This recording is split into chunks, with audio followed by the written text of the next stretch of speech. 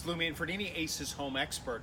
I'd like to talk to you a little bit about late summer fertilizing for your lawn. Now, for many, you're using a 4-step program, which is a smart idea because that's going to help you control the weeds and give you a nice green lawn. But I also like a combination between chemical fertilizers and organics. One of my favorites is a product called Milogranite. Milogranite is an all-natural organic fertilizer. It actually is Milwaukee County sewage that is pelletized. It's full of iron and it really helps to green up your lawn. Now you can use this throughout the growing season, but it's a great idea to use towards the tail end of the season when you're looking to just give your lawn a little bit more. So I've already put some in this spreader.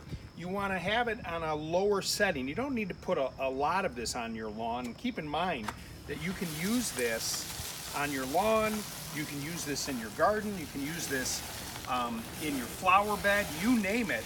It really does a nice job.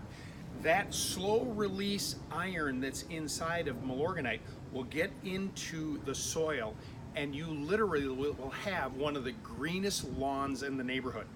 Try it, love it, use it. You will be amazed at the results.